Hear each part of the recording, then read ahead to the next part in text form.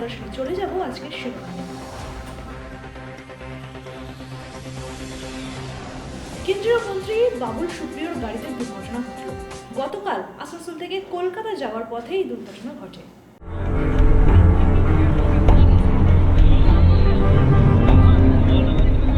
কেন্দ্রীয় প্রতিমন্ত্রী বাবুল সুপ্রিয়র গাড়িতে ঘটল দুর্ঘটনা।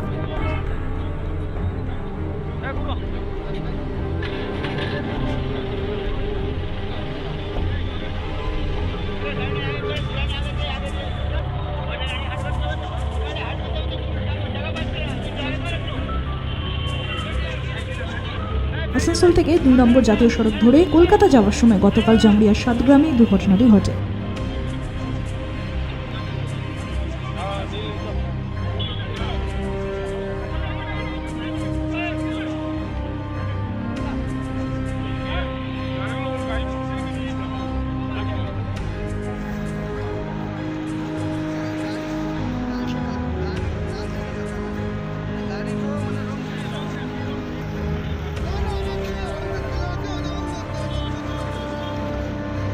জাতীয় সড়কের উল্টো দিক থেকে আসা একটি বুলেরো গাড়ি নিয়ন্ত্রণ হারিয়ে বাবুল সুপ্রিয়র গাড়িতে ধাক্কা মারে। দুর্ঘটনায় বাবুল সুপ্রিয়র কোনো ক্ষতি না হলেও তার আত্মসহায়ক ধর্মেন্দ্র কৌশল আহত হন বলে জানা গিয়েছে।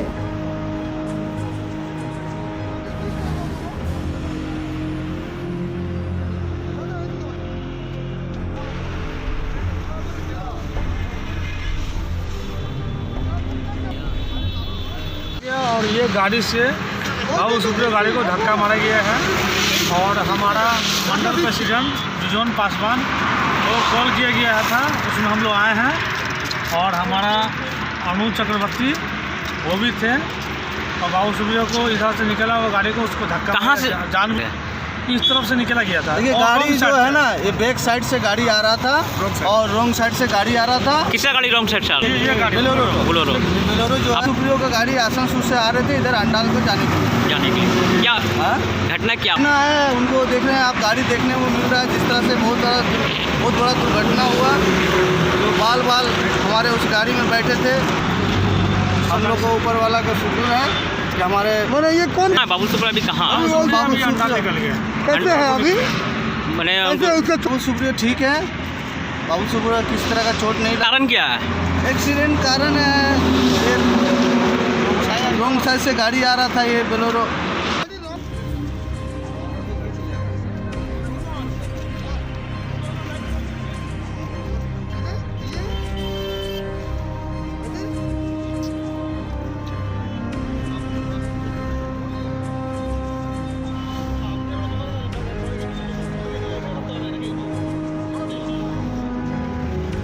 জামুরিয়া থেকে হরি ঘোষের রিপোর্ট, এএনএম নিউজ।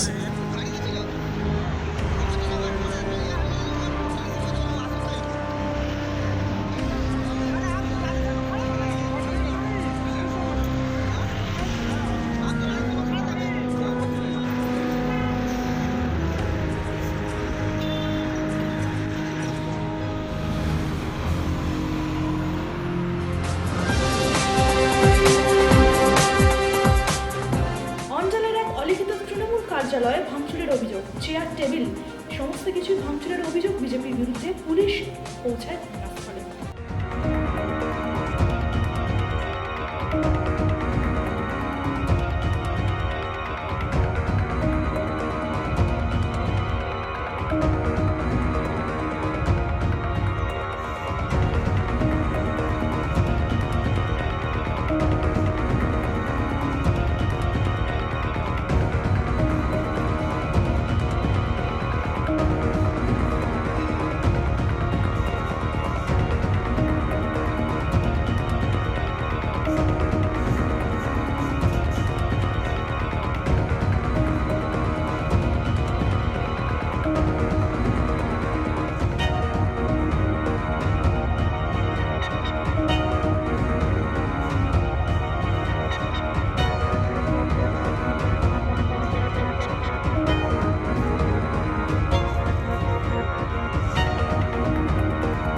ঘটনাটা রাত্রি 1 জানুয়ারি দিন ছিল। এবার কে কোথায় থেকে খেয়ে দিয়ে পরে এসছে। এবার রাত্রি তো শীতকাল মৌসুম, সব তো ঘর চলে গিয়েছিলো। এবার কার উপর কার কী রাগ এটা তো বোঝা যাচ্ছে না। এবার এসে এখানে চেয়ার টেবিল সব ভেঙে দিয়েছে। কারা ভেঙেছে বলে মনে হয় আপনাদের? এখন তো এবারে রাত্রিকালে কার নাম বলবো, নাম তো বলা যাচ্ছে না এখন। এই যে জায়গাটা, এটা একটি কি ক্লাব না ক্লাব। ক্লাব? ক্লাব। এখানে কি তৃণমূলের কোন কাজকর্ম চলতে হয়? হ্যাঁ, তৃণমূলের বসার জায়গা একটু নাই বলে পরে এখানে যা কিছু ভোটের কাজ বা যা কাজ হতো সব এখানেই হতো। কোনো দলের মানে অন্য কোনো বিরোধী দলের লোকেদের প্রতি সন্দেহ আছে আপনাদের যে কেউ করতে পারে? এখন বলা যাবে এখন জিনিসটা। আচ্ছা, পুলিশকে জানিয়েছেন এই ব্যাপারে? পুলিশকে জানিয়েছি, পুলিশ এসেছিল, পুলিশকে বলা হয়েছে কি আপনি একটু খোঁজ খবরটা নেন। পুলিশ বললো ঠিক আছে দেখছি। কি চান আপনারা আগামী দিনে কি হলে ভালো হয়? আগামী এরকম না হয় কি এলাকাতে অশান্তি করলে তো একটা বড় অশান্তির মধ্যে চলে যাবে, এই জন্য শান্তিভাবে থাকুক এলাকাগুলো। कल मैंने हम लोग तो बाहर में थे, 11 बजे रात को लगभग यहाँ का गार्ड बोले, दूर से देखे हम लोग तोड़ फोड़ कर रहा था। कौन लोग? 3-4 लड़का था। वो लोग कौन थे? लड़का लोग कौन थे नहीं मालूम हम लोग को। अच्छा, तो जैसे गार्ड लोग नज़दीक में आए ना, तो इधर से एक तो गाड़ी आने लगा, पुलिस गाड़ी सोच करके लोग भाग गए, इधर भाग के चला गए लोग। फिर आप इसका लोग पहले भी तोड़ फोड़ हुआ था, एक तो अलग मैटर में झगड़ा हुआ था। कब हुआ था वो हो गया 1-2 महीने 3 महीने पहले। क्यों तोड़फोड़ किया गया है? आप लोग को क्या लगता है यहीं पर तोड़फोड़? ये बोला क्या मतलब, अभी तो मान लीजिए अगेंस्ट पार्टी भी है यहाँ पर, कौन अगेंस्ट पार्टी? कौन पार्टी तो का? वो लोग कर रहा कौन पार्टी का वो लोग? है। बीजेपी का कुछ लड़का है यार। अच्छा, मतलब आप लोग लगता है कि बीजेपी लड़का का काम है? हाँ वैसे ही लग रहा है हम लोग को। अच्छा, क्या क्या तोड़फोड़ किया है? चेयर टेबल शीशा सब जो था ये सब।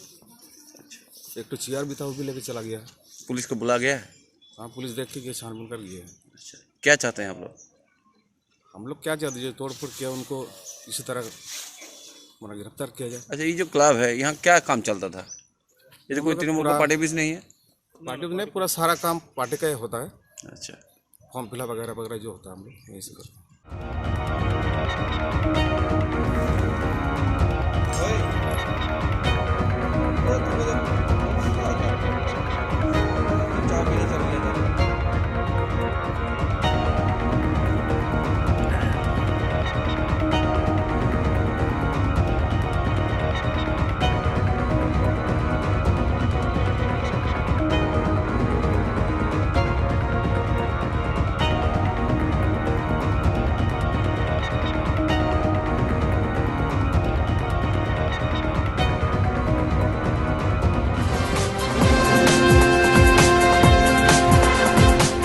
অভিনব উপায়ে চুরির ঘটনা ঘটল। এলআইসি প্রিমিয়াম জমা দেওয়ার নাম করেই চুরির ঘটনা ঘটালো দুই দুষ্কৃতী। এলআইসির প্রিমিয়াম দেওয়ার ছলনায় প্রিমিয়াম পয়েন্টের কর্মীর মুখে চাপা দিয়ে চুরির ঘটনায় চাঞ্চল্য চন্দ্রকোনায়। শনিবার 11:30 নাগাদ ঘটনাটি ঘটে পশ্চিম মেদিনীপুর জেলার চন্দ্রকোনা পৌরসভার 5 নম্বর ওয়ার্ড গোসাইবাজার এলাকায়।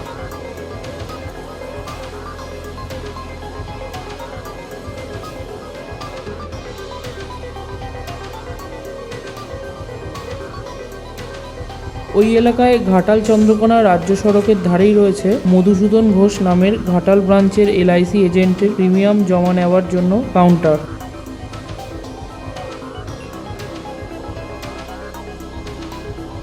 চন্দ্রকোনার ওই প্রিমিয়াম পয়েন্টের এক কর্মী বুদ্ধদেব মণ্ডল ওই প্রিমিয়াম পয়েন্টে একাই কাজ করেন গ্রাহকদের টাকা জমা নেওয়ার জন্য। এদিন 11টা নাগাদ ওই পয়েন্টের কর্মী বুদ্ধদেব মণ্ডলের কাছে দুজন যুবক প্রিমিয়াম জমা নেওয়ার নাম করে ভিতরেই ঢুকে আচমকাই রুমাল দিয়ে মুখে চেপে ধরে তার।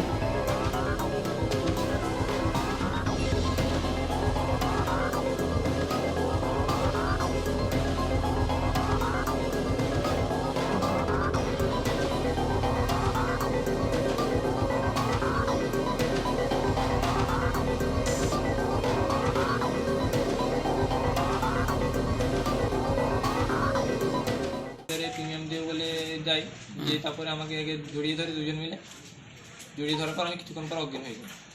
তুমি একাই ছিলে? হ্যাঁ একাই ছিল তুমি? একাই ছিলাম আমি, ওরা দুজন ছিল। তারপর তারপর এবার কিছুক্ষণ পর যখন জ্ঞান ফিরলো তখন দেখি এবার ড্রয়ারটা খোলা ছিল আর ড্রয়ারের মধ্যে কিছু টাকা থাকেনি, আর সব টাকা নিয়ে চলে গেছে। প্রিমিয়াম দেওয়ার নাম করে আসছিল? হ্যাঁ প্রিমিয়াম দেওয়ার নাম করে আসছিল। দুজন ছিল? দুজন ছিল। আমার একটু হালকা এবারে জ্ঞান ফিরতে তারপরে আমি ফোন করি। কাকে ফোন করো? যে পয়েন্টের মালিক, কে মালিক কে? মধুসূদন ঘোষ। আচ্ছা, পুলিশে জিডি করা হয়েছে। ও টাকা জমা নিচ্ছিল, নিতে নিতে ও হঠাৎ করে মুখে একজন এসে মুখে রুমাল দিয়ে গ্যাস দিয়ে দিয়েছে, দিয়ে ও হচ্ছে অজ্ঞানের মতো হয়ে গেছে। পরে ওর যখন জ্ঞান ফিরেছে তখন দেখছে যে আমার ওর ওই পেয়ারের সমস্ত টাকা নেই। আচ্ছা। পিএম পয়েন্টে ও জমা করেছিল 73,800 টাকা আর কি, এরকম ওই টাকাটা পুরোই নাই হয়ে গেছে। আচ্ছা, আপনারই এটা? আমারই পিএম পয়েন্ট। এবার আমি থাকি না, আমি ছিলাম বাড়ি থেকে একটু অনেকটা দূরে। কর্মী জ্ঞান হারালে ক্যাশ কাউন্টারে থাকা প্রায় 75,000 টাকা হাতিয়ে নিয়ে নিমেষেই চম্পট দেয় যুবকরা।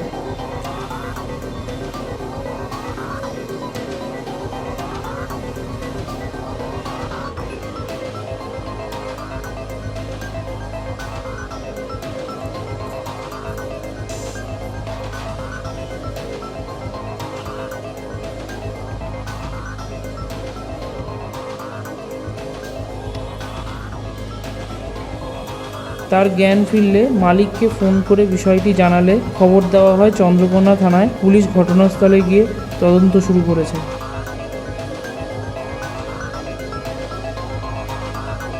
পশ্চিম মেদিনীপুর থেকে দিগ্বিজয় মাহালি, এএনএম নিউজ।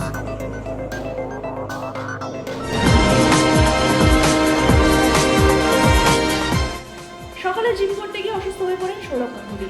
তার অসুস্থ হওয়ার খবরে বিষাদের ছায়া তার ভক্তদের মধ্যে। তার সুস্থতার প্রার্থনা করলেন বিজেপি রাজ্য সভাপতি দিলীপ ঘোষ। সৌরভের সুস্থতা কামনা করলেন দিলীপ ঘোষ। পশ্চিম মেদিনীপুরের কেশিয়ারি ব্লকের কলাবনীতে একটি দলীয় কার্যালয় উদ্বোধন করতে উপস্থিত হয়েছিলেন বিজেপি রাজ্য সভাপতি দিলীপ ঘোষ। এদিন সাংবাদিকদের মুখোমুখি হয়ে বিসিসিআই সভাপতি সৌরভ গাঙ্গুলির সুস্থতা কামনা করলেন তিনি। আজ সকালে জিম করতে গিয়ে অসুস্থ হয়ে পড়েন সৌরভ। আমি কষ্ট করেছি, ভগবানের কাছে প্রার্থনা করি তাড়াতাড়ি ঠিক হয়ে যান। তার মধ্যে একজন লড়াকু ক্যাপ্টেন তাড়াতাড়ি অসুস্থ হয়ে পড়াটা আমাদের কাছে চিন্তার বিষয়, তাই তার সুস্থতা আমরা সবাই কামনা করি। অমিত শাহ ফোন করেছিলেন, কৈলাস বিজয়বর্গী, কিরণ রিজিজু এরা যোগাযোগ রাখছেন, রাজ্য নেতৃত্বকে যোগাযোগ রাখার নির্দেশ দিয়েছে। সবারই করা উচিত, বিজেপির নেতা নয়, স্বরাষ্ট্রমন্ত্রী করেছেন, আমরাও শুভেচ্ছা কামনা করছি যাতে সুস্থ হয়ে যান। সমাজের সবাই ভগবানের কাছে প্রার্থনা করা উচিত, তাতে ভালো। তৃণমূল করবে ঠাকুরনগরে এই মধ্যে ঘোষণা করেছে 30শে জানুয়ারি, এরকম কোনো দিন স্থির হয়েছে অমিত শাহ এই ধরনের সভা? নিশ্চিত কিছু হয়নি, অনেকগুলো ডেট চিন্তাভাবনা চলছে, আর অমিত শাহ কাজ সেটা আমরা জানাবো। অমিত শাহ পাল্টা সভা করবে ঠাকুরনগরে, তৃণমূল ঘোষণা করেছে। আগে তো আমরা সভা করি, তারপর পাল্টা করবেন। আগে উনি করবেন বললেন, আমরা যেই সভা করবো বললাম দিদিমণি নন্দীগ্রাম যাওয়া বন্ধ করে দিলেন। তো সেই জন্য আগে একটা সভা তো হোক, তারপর পাল্টা। ওনারা করলে আমরা পাল্টা করবো। দিলীপদা দিলীপদা 9-10 নাড্ডাজি আসছেন বা বোলপুরে, বা তিনি আবার সাংগঠনিক সভা কোথায় হবে সেই জায়গা ঠিক হয়নি, প্রোগ্রাম কিরকম সেটাও ঠিক হয়নি। দু একদিনের মধ্যে বসে আমরা ঠিক মানে আসছেন, এটা কি নিশ্চিত? আসছেন 9 তারিখ আসবেন, মোটামুটি ডেট ঠিক হয়েছে। 2 দিন বা 1 দিন সেটাও ঠিক হয়নি। দাদা, কেন্দ্রীয় স্বরাষ্ট্রমন্ত্রক বলেছেন free of cost corona vaccine দেওয়া হবে দেশ জুড়ে। এটা কেন্দ্র সরকারকে আমি অভিনন্দন জানাচ্ছি।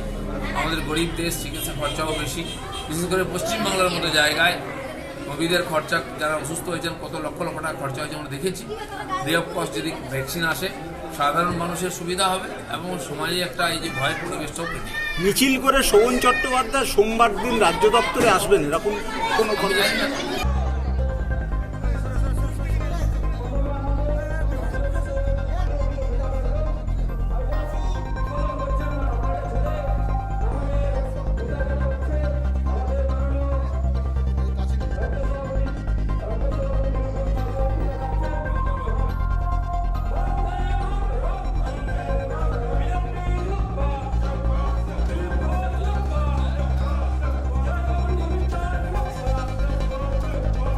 পশ্চিম মেদিনীপুর থেকে দিগ্বিজয় মাহালি, এএনএম নিউজ।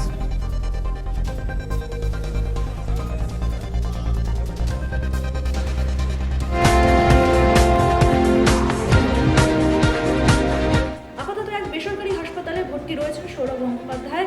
তার বুকে স্টেন বসানো হবে, অ্যাঞ্জিওপ্লাস্টিও করা হয়েছে। সকালবেলা অসুস্থ হয়ে পড়েন বিসিসিআই প্রেসিডেন্ট সৌরভ গাঙ্গুলি। সৌরভ গাঙ্গুলিকে দেখতে উডসল্যান্ড হাসপাতালে এলেন মুখ্যমন্ত্রী মমতা বন্দ্যোপাধ্যায়। এছাড়াও অরূপ বিশ্বাস, লক্ষ্মীরতন শুক্লা ও ফিরাদ হাকিমও দেখতে আসেন তাকে। এদিন সাংবাদিকদের মুখোমুখি হয়ে চিকিৎসকরা আপডেট দেন। এখনও 2টি ব্লকেজ রয়েছে তার, তবে এই নিয়ে চিন্তার কোনো কারণ নেই, কারণ বাকি 2টি ব্লকেজের সার্জারি করার কোনো প্রয়োজন নেই। আগামী 3-4 দিন হাসপাতালে রাখা হবে বলেই খবর।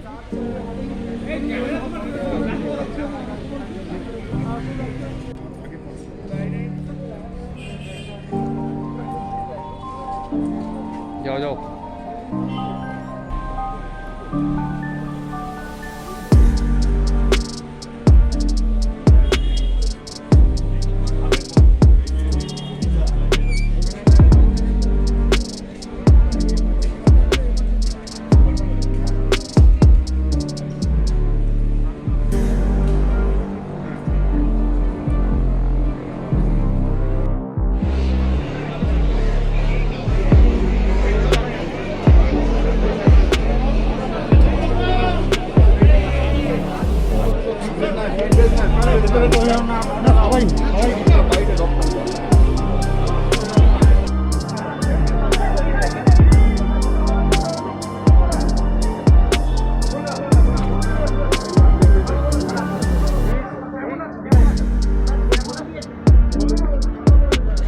আমাদের দাদা ভালো আছে।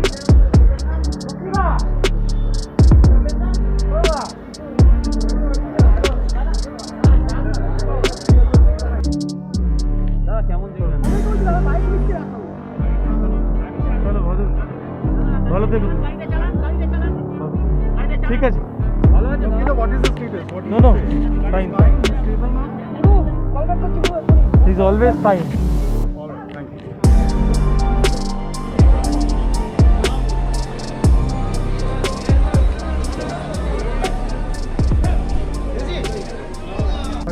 Sourav Ganguly had heart attack. আজকে সকালে একটা মাইল্ড হার্ট অ্যাটাক হয়েছিল। He came in good time, উনি জলদি হসপিটালে চলে এসেছিলেন। ওনার একটা আর্টারিতে ক্রিটিক্যাল ব্লকেজ ছিল, যেটাকে আমরা অ্যাঞ্জিওপ্লাস্টি করেছি। হি ইজ বেটার নাও, এখন বুকে কষ্টটা কমে গেছে, ইসিজিটা আগে দিয়ে ইমপ্রুভ হয়েছে, উনি স্টেবল আছেন। ডক্টর খান, যেটা জানা যাচ্ছে যে ওনার ট্রিপল ফেসিল ডিজিজ পাওয়া গেছে, বাকি দুটো ব্লকেজের কি অবস্থা এবং সেটা নিয়ে আপনারা ফার্দার কি ভাবছেন? During a heart attack we tackle only the heart attack causing artery. Heart অ্যাটাকের সময় খালি আমরা যে আর্টারি থেকে হার্ট অ্যাটাক হচ্ছে ওটাকে আমরা পরিষ্কার করি, যেটাকে অ্যাঞ্জিওপ্লাস্টি করে হি স্টেবল নাও। অন্য দুটো আর্টারিতেও যে ব্লকেজ আছে, আমাদের হার্ট টিম ডিসিশন একটা নেওয়া হবে ওটাকে আগে কীভাবে পরিষ্কার করা যাবে। And that now he is on medicines and he stable. সব মিলিয়ে বলা যেতে পারে যে এই মুহূর্তে কেমন আছেন? এখন উনি স্টেবল আছেন উনি, but again after a heart attack we need to monitor such patients for 24 hours. তো এখন উনি কোনো বাড়িতে যেতে পারে না, উনিকে হসপিটালে থাকতে হবে।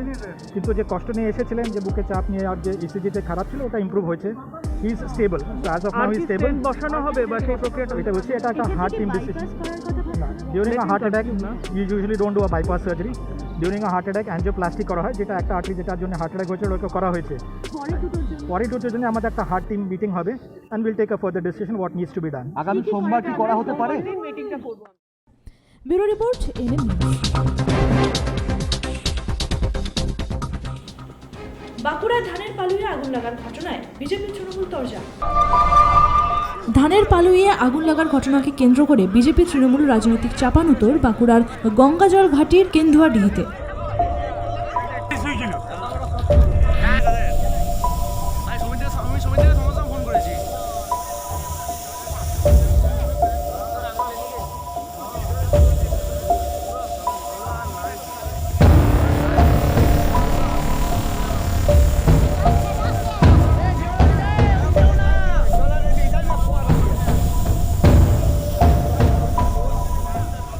শুক্রবার রাতে বাঁকুড়ার কেন্দুয়াডিহি গ্রামের 2 ভাগ চাষির 5টি ধানের পালুয়ে আগুন লাগাকে কেন্দ্র করে ব্যাপক চাঞ্চল্য ছড়ায়।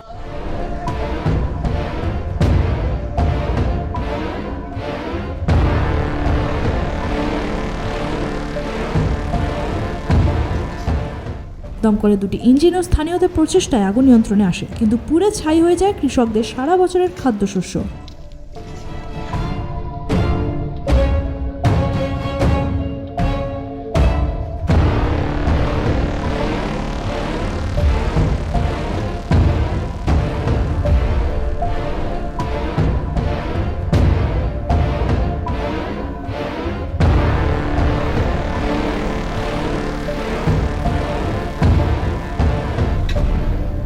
ভাগ চাষিদের দাবি, ধানের পালুয়ে কারা আগুন লাগিয়েছে তা তারা দেখেনি। তবে ঘটনাকে কেন্দ্র করে রাজনৈতিক আসরে নেমেছে বিজেপি ও তৃণমূল। গেরুয়া শিবিরের অভিযোগ, এই দুজন ভাগ চাষি এবং জমির মালিক প্রত্যেকেই বিজেপি কর্মী। বিজেপি করার অপরাধে ধানের পালুয়ে আগুন ধরিয়ে দিয়েছে তৃণমূল আশ্রিত দুষ্কৃতীরা।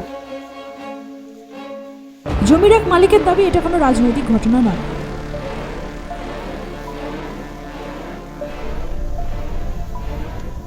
চিৎকার করছে, দুজন এখানে শুয়েছিল, এই ধানাগুলি ছিল, তো তারা ডাকলো, ডাকবার পর যখন উঠে দেখছি তখন দেখছি সব পালয়েই জ্বলছে। 5টা পালই ছিল, 5টা পালয়েই জ্বলছে। তো আর মানে আগুন নিভাবার মতন আর মানে সম্ভব হইল না, কারণ কাছে জল টল ছিল না। তখন ফায়ার ব্রিগেডে ফোন করলাম, তাহলে ফায়ার ব্রিগেডে ফোন করার পর ফায়ার ব্রিগেড আইলো, এসে পরে ওই ফায়ার ব্রিগেডের জল, হ্যাঁ অনেক অনেক ক্ষতি হয়ে গেলো। আমার মনে হয় 200 বস্তা ধান হতো। আমাদের পরিবার প্রত্যক্ষভাবে কোনো পলিটিক্যাল পার্টির সঙ্গে যুক্ত নয়, এটা আমি 100 বার বলবো, 1000 বার বলবো।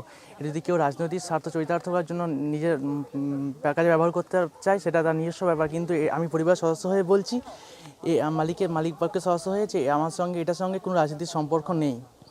কেন এমনটা বলার কারণটা কি? আমরা কোনো পলিটিক্যাল পার্টি করি না। তারা তো দাবি করছে যে আপনারা না, আমরা অসম্ভব। দেখুন কে দাবি করছে। ধানের গোলা ছিল, আগুন লাগিয়ে দেওয়া হয় এবং আমি আজ সকালে খবর পাই। খবর পাওয়ার সাথে সাথে আমি ওখানে যাই। এই কয়েকজন কৃষক, ভাগচাষী কৃষক কয়েকদিন আগে ভারতীয় জনতা পার্টিতে যোগদান করেন এবং যোগদান করার ফলে তৃণমূল একটা ইট সাথে এই কাজ করে। ওরা ভীত সন্ত্রস্ত, না কৃষক মুখ খুলতে চাইছে, না যার জমি চাষ করছে তারা মুখ খুলতে চাইছে। এতটাই ভীত, তারা ভয়ে জড়ো হয়ে আছে। আমি তাদেরকে বলেছি এফআইআর করুন, তার জন্য ভারতীয় জনতা পার্টি সাথ দেবে, কিন্তু তারা ভয়ে আছে। হয়তো সকালের পর এফআইআর করতে যাবেন, আমি সেটুকু বলেছি। পুলিশ প্রশাসন জানে, পুলিশ প্রশাসন কাল দেখেছে কীভাবে ধান নষ্ট করে দেওয়া হয়েছে। মমতা ব্যানার্জি মুখে কৃষকদের কথা বলছেন, অথচ কৃষকদের ধান আগুন লাগিয়ে দিচ্ছে। আমরা বিভিন্ন ক্ষেত্রে দেখছি যে তারা তাদের রাজনৈতিক সুবিধার্থে মানুষকে নিয়ে এইরকম মিথ্যা কথা বলে একটা সন্ত্রাসের রাজনীতি করার তারা চেষ্টা করছে, এবং এটা আপনাদের কাছে পরিষ্কার প্রমাণ। যার বাড়িতে আগুন লেগেছে উনি বলছে যে আমাদের এটাতে কোনো রাজনৈতিক ব্যাপার না, কিন্তু ভারতীয় জনতা পার্টির কোনো নেতা আমি দেখলাম যে উনি আপনাদেরকে বলেছে যে এটা আগুনটার তৃণমূল আশ্রিত দুষ্কৃত লাগিয়েছে। এটাতে কিন্তু প্রমাণ করছে যে ভারতীয় জনতা পার্টির নেতারা তারা মিথ্যাবাদী, ধাপ্পাবাজি এবং মিথ্যা কথা বলে তারা মানুষকে বিভ্রান্ত করার চেষ্টা করে। বাঁকুড়া থেকে বনমালী স্বর্ণিগ্রাহী রিপোর্ট, এনএম নিউজ।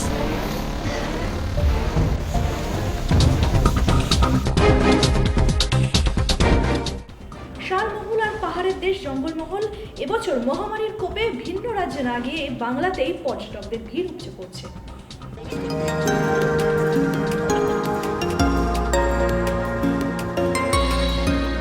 শালমহল আর পাহাড়, ডাহি ডুঙ্গির দেশ এই জঙ্গলমহল।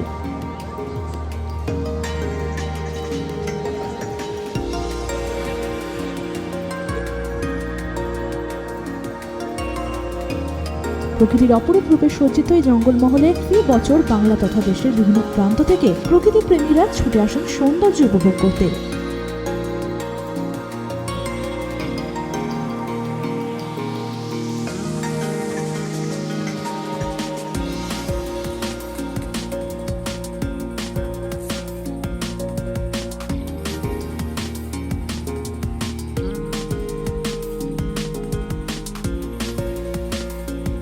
এবারেও মহামারীর নাগপাশ থেকে নিজেদের বাঁচিয়ে শীতের আমেজ গায়ে মাখতে ভ্রমণ পিপাসু মানুষের দল জঙ্গলমহলের বিভিন্ন পর্যটন ক্ষেত্রে ভিড় জমিয়েছেন।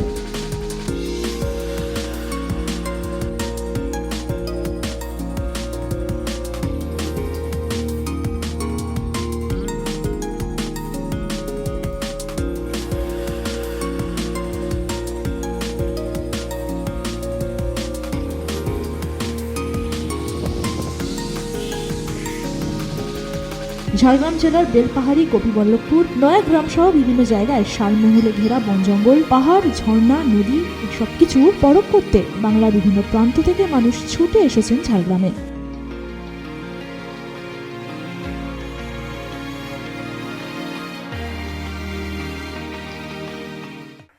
যাওয়া মানে এখন ছেলে মেয়ের শরীর খারাপ হবে, সেই জন্যই যাওয়া হয় না। আমি আর কি বলবো, যতদিন না ভ্যাকসিন বেরোচ্ছে ততদিন তো মানুষের মনে জোর নেই যে বাইরে বেরাবো। এটা তো আতঙ্কের মধ্যে নিয়ে তো বেরাতে হচ্ছে, যে দূরে যেতে ইচ্ছা করছে কিন্তু এই আতঙ্কটা নিয়ে তো যাওয়াটা ঠিক নয়। ছেলে মেয়ের ক্ষতি হবে, নিজেদের ক্ষতি হবে। তাই একটু নিরিবিলিতে মানে ভ্যাকসিনটা বেরিয়ে গেলে তাহলে ঠিক আছে, তখন যাওয়া যাবে। তখন একটা কি যে আতঙ্ক থেকে একটু বাঁচা গেল, যে একটা রোগী যখন ওষুধ বেরিয়ে গেছে তাহলে আর যেতে কোনো আপত্তি নেই। তখন দীঘা পুরী কেন ওনাদের যেখানে খুশি একটু বেড়াতে বেশ ভালো আনন্দ হবে। এখানকার প্রাচীন যে গাছপালা এবং অরণ্যের যে প্রকৃতি সেটা দেখতে এবং বাচ্চাদেরকে একটু আনন্দ দিতে খুব ভালো লাগলো, কারণ বাচ্চারা তো করোনার কারণে বাড়িতে বন্দি, সে কারণে তাদেরকে একটু আনন্দ দেওয়ার জন্য এখানে সামনে কাছাকাছি আসা। সময়টা এখন এলাম না, কারণ শীতকালের সময় সমুদ্রেতে বাচ্চাদেরকে স্নান করানোটা একটু অসম্ভব হয়ে পড়বে, আর এখানে সেটা প্রকৃতির মধ্যে অরণ্যের মধ্যে, এই জন্য এখানে। ঝাড়গ্রাম থেকে অনতি দূরে রয়েছে বেলপাহাড়ির লালজল, কাকড়াঝোড়, গাডরাসিনী, ঘাগরা, খান্দরানি ড্যাম। অপরদিকে গোপীবল্লভপুরের হাতিবাড়ি, ঝিল্লি পাখিরালয়, প্রাচীন বৈষ্ণব মন্দির, সুবর্ণরেখা নদী, ঘাগরা জলপ্রপাত, এই সমস্ত জায়গায় মানুষেরা বনভোজনে মেতে উঠেছেন। ঝাড়গ্রামের চিড়িয়াখানাতেও ভ্রমণ পিপাসু মানুষের ভিড় লক্ষণীয়। তাদের বক্তব্য, ভিন রাজ্যে গেলে হয়তো মহামারীর আতঙ্কের খপ্পরে পড়তে হবে, তাই তারা এবারে শীতের আমেজ নিতে বিভিন্ন রাজ্যে না গিয়ে একদম বাংলার জঙ্গলমহলকেই বেছে নিয়েছেন। জঙ্গলমহলের প্রাকৃতিক সৌন্দর্যের মধ্যে সমস্ত বিধি মেনে তারা 2020-কে বিদায় জানিয়ে 2021-কে স্বাগত জানাচ্ছেন। Bureau report, Jhargram. আপনারা দেখছিলেন আজকের বিশেষ শিরোনাম। দেখতে থাকুন এনএম নিউজ সবার আগে। সমস্ত খবরের তৎক্ষণাৎ আপডেট পেতে সাবস্ক্রাইব বাটনটি ক্লিক করে বেল বাটনটি ক্লিক করুন।